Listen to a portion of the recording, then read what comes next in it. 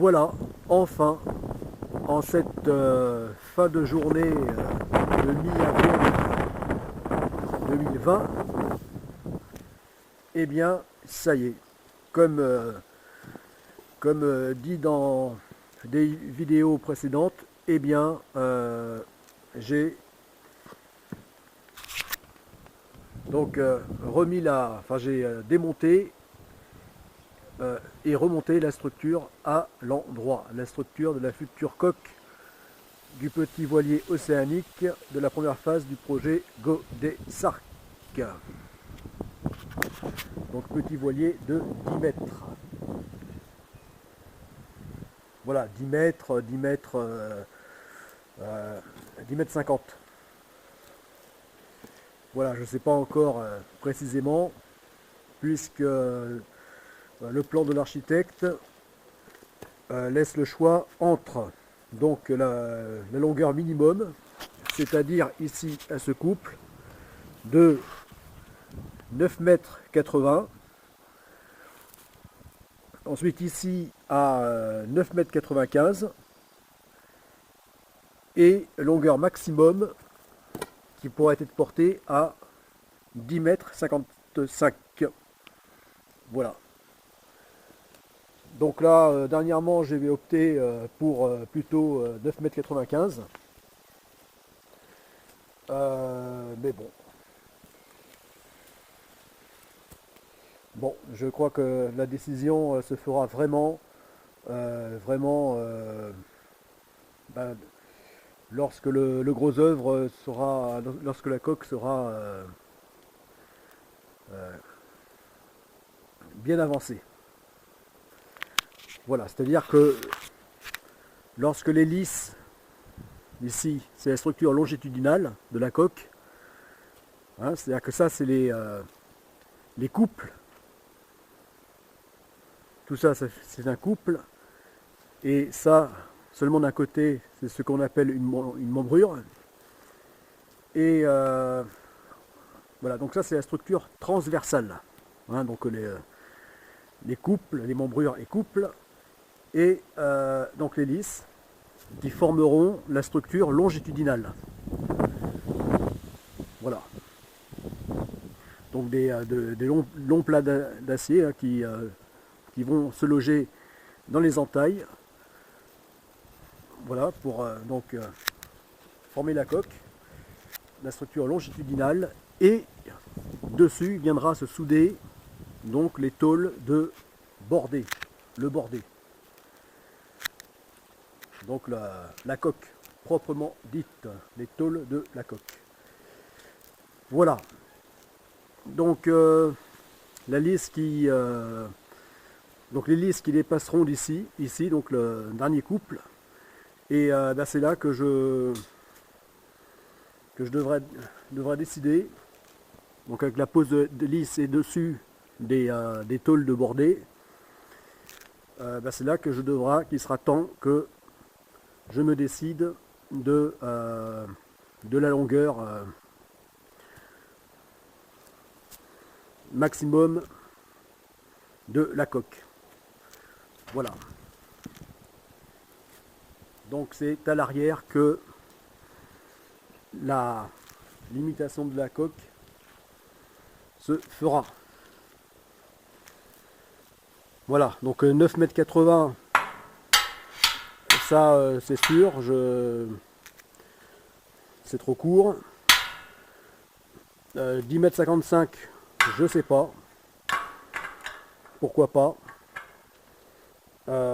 Et donc là jusqu'à présent là donc j'ai décidé à 9,95. Voilà. Voilà, donc ça sera probablement longueur de coque 9,95 m. Voilà, sauf si d'ici là je change d'avis. Mais c'est un choix assez difficile à décider.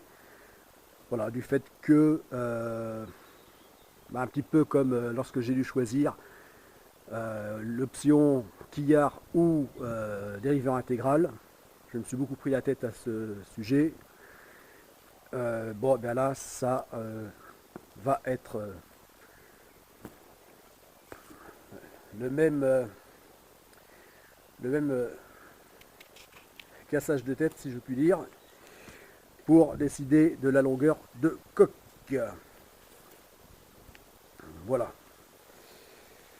Voilà, parce que ça aura une influence sur pas mal d'aspects techniques et nautiques. Voilà, donc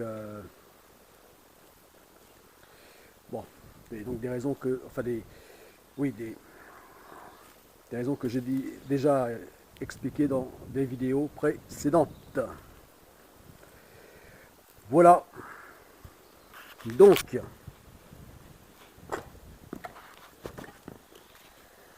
Donc ça y est, enfin toute la structure est à l'endroit. Voilà, donc ça a l'air de rien comme ça, mais en fait ça n'a pas été une mince affaire. On a démonté toute la structure pour la remettre à l'endroit et l'avancer d'1 mètre.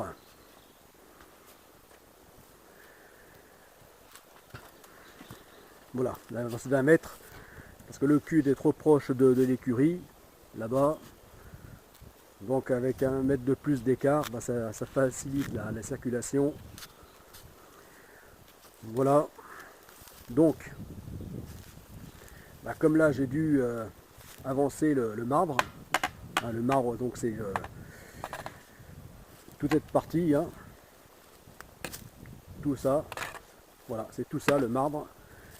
Et c'est-à-dire que c'est le cadre de référence. Voilà, de référence par rapport à donc aux côtes, au respect des côtes et aussi de s'assurer que, comme pour le sol d'un bâtiment, d'une maison, de référence pour s'assurer que tout soit bien droit et perpendiculaire. Voilà. Donc j'ai dû allonger l'IPN ici, de manière à pouvoir placer le couple 0, voilà, le décaler. Ce qui initialement était le couple à l'arrière, le couple numéro 11.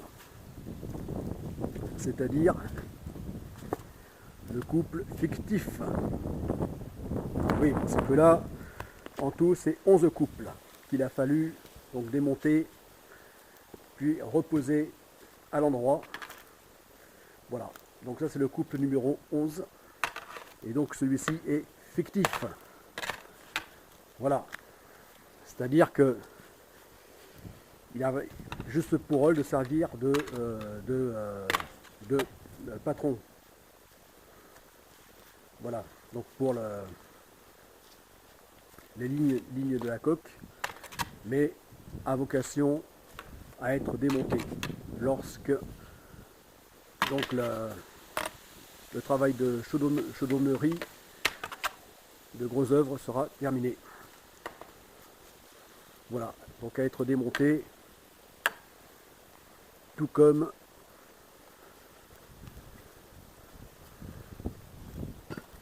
le couple numéro 0.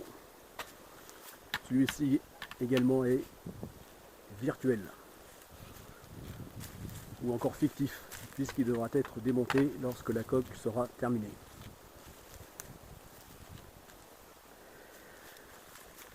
Voilà. Donc à l'endroit,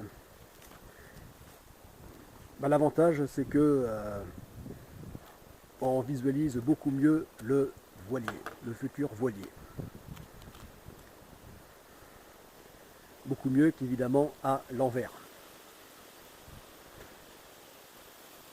Surtout pour les personnes qui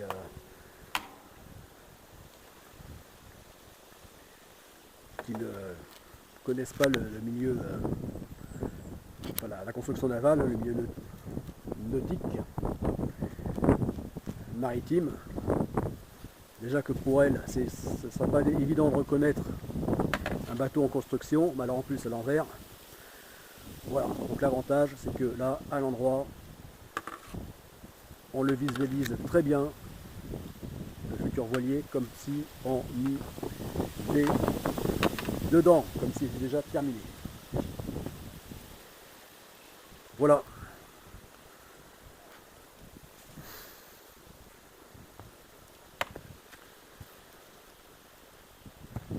Donc ici, on voit les varangues. Donc les varangues, elles renforts de coque qui en même temps font office de plancher. Voilà, puisque c'est sur cette planche que, enfin c'est cette planche, eh bien, se trouve à la place du futur plancher. Voilà, et en dessous, donc la cale. Où se trouvera d'ailleurs ici, plus tard, le puits de dérive, du dériveur intégral. Et là, le lest.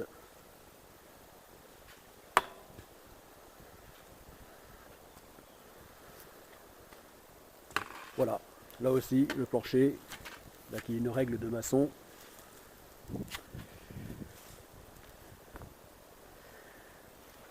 Donc la longueur, la pointe d'étrave sera au niveau de l'échelle, de l'escabeau. Voilà, donc ici 30 cm. Après donc le couple 0.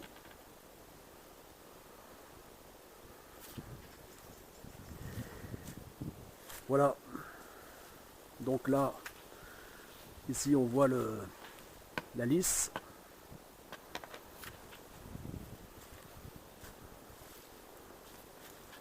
Enfin c'est juste un profilé hein, en ferraille, hein, mais qui est là pour représenter ce à quoi ressemblera donc les futures lisses qui viendront se loger dans les entailles, donc les lisses de pont. Voilà, puisque là on voit donc la plage avant. Voilà. Ici donc le roof ira jusque là.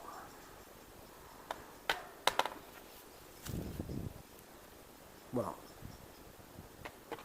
Là ça sera le hiloir de roof avant qui viendra comme ça. Voilà, puisque j'allonge le roof je l'allongerai de 1 mètre par rapport au plan initiaux.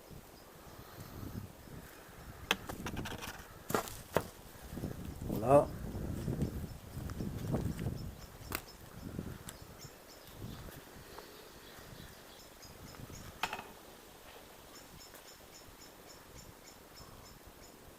Voilà, donc le roof ira de là. Normalement il s'arrête ici, d'après les plans initiaux. Hein, puisque le pied de mât se trouve là. Se trouvera là le pied de mât.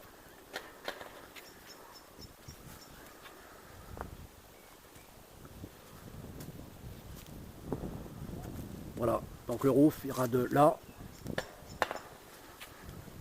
jusqu'à ici. Voilà. Et là, c'est donc la partie arrière. Donc là, lisse de roof.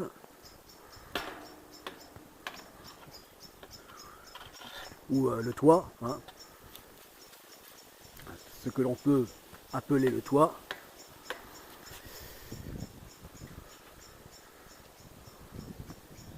Voilà. Et ici, enfin le toit pour me faire comprendre. Hein. Voilà, et ici donc la partie arrière, la plage arrière. Et donc là se trouvera ici le cockpit. Le cockpit dont j'ai tant parlé, puisqu'il devra accueillir donc le portique arrière qui servira en même temps de mini cage de street workout power cage. Voilà, cage de musculation. Voilà, donc il se trouvera donc sur le cockpit. Voilà, donc il sera long d'environ 3 mètres, hein, puisque le cockpit donc partira d'ici donc du roof, ouais, c'est ça, du roof, jusqu'au tableau arrière. Voilà.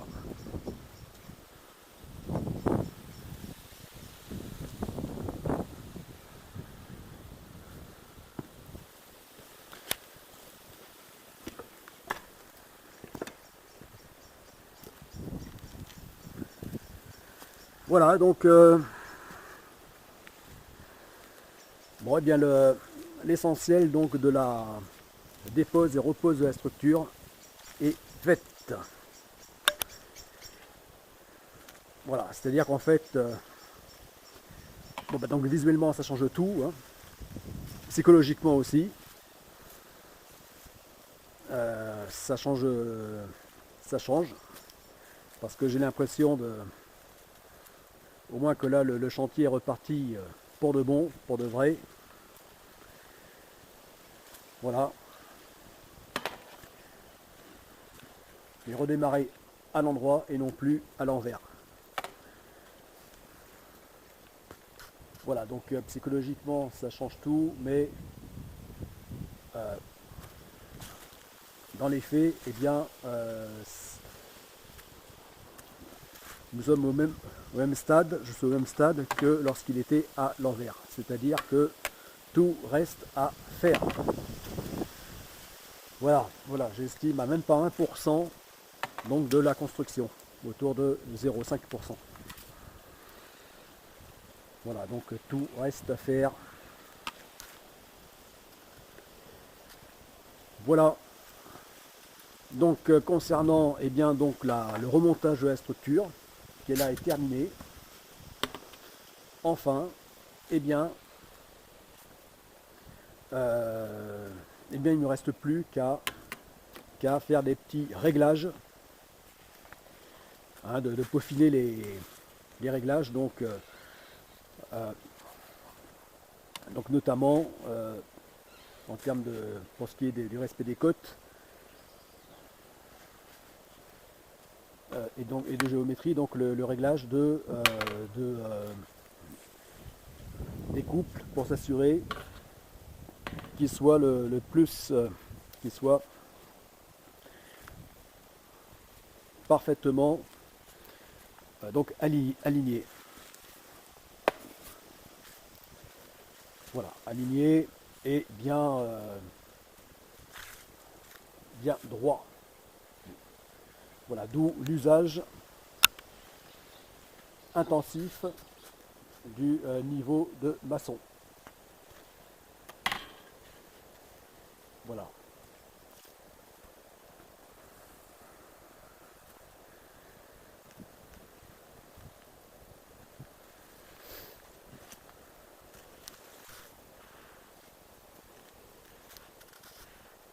Voilà, bon ben je crois que on a fait le tour, hein.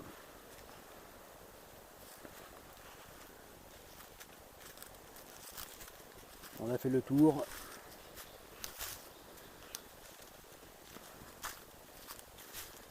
De cette première vraie étape de redémarrage du chantier.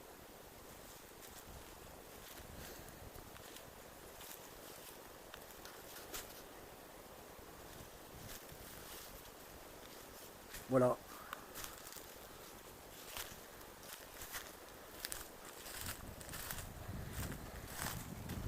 Donc ici,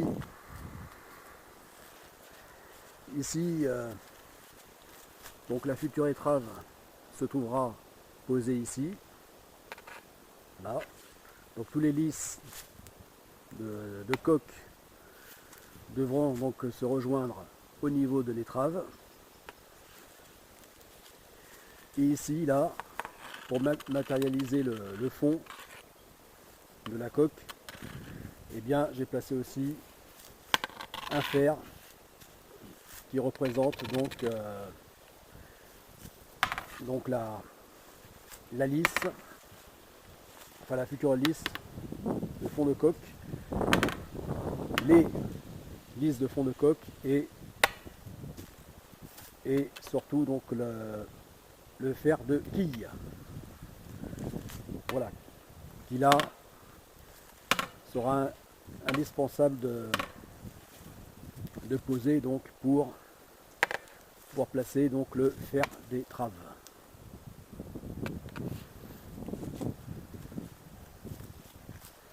Voilà, donc comme ça on matérialise bien donc la forme de l'étrave, de la coque. Donc ici le pont, la plage avant, voilà, à l'étrave, et là le fond de la coque. Voilà, là comme ça. Voilà. Voilà, donc pas de quille, hein, puisque le fond plat du futur dériveur intégral. Voilà, donc pas de quille, mais il aura donc l'aileron de dériveur intégral qui sera placé ici.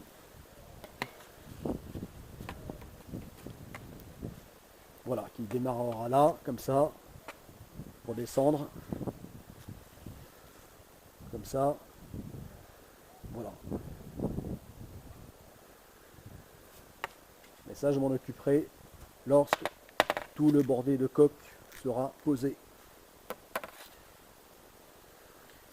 Voilà.